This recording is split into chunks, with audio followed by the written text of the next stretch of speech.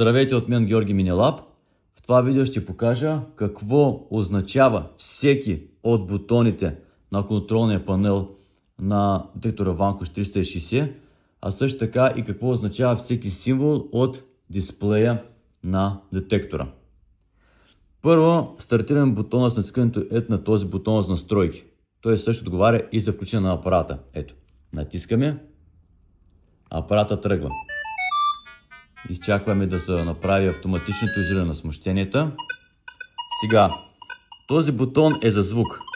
Ето. Намаляме звука или го увеличаваме, или го намаляме автоматично. Имаме общо 5 нива. Този бутон е за смяна на режимите. Имаме 3 режима.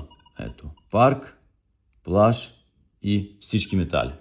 Този бутон е за режим Pinpoint, за локализираме точното място на предмета под земята. С този бутон по средата, който отговаря и за включване и за изключване на апарата, ние увеличаваме и намаляме нивото на чувствителност. Ето, имаме общо 5 нива.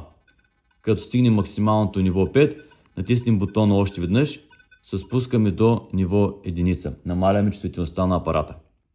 В тази част на дисплея, където сега виждаме две чертички, тази и тази, тук се показва VDI от намерената от нас цел, т.е. число, съответно на проводимостта на предмета. Числата почват от -19 до 99. Даже тук в горната част, за наше улеснение, ето са показани числата от -19 до 99. Тези картинки тук отгоре са само за ориентир. Това не означава, че ако числото е 20 ще бъде фолио. Това не означава, че ако числото 99 ще бъдат някакви скъпи монети. Не. Колкото е по-високо числото към 99, т.е. по време на търсене, когато тук се покаже по-високо число към 99, то ще бъде по-проводим предмет. Колкото е по-ниско, по-ниско проводим предмет. А ако е от -19 до 0, т.е. някакво отрицателно число, това означава, че предметът отдолу ще бъде желязо. Тук се показва нивото на чувствителност, ето го оклювчето, тук нивото на звук и тук нивото на батерията.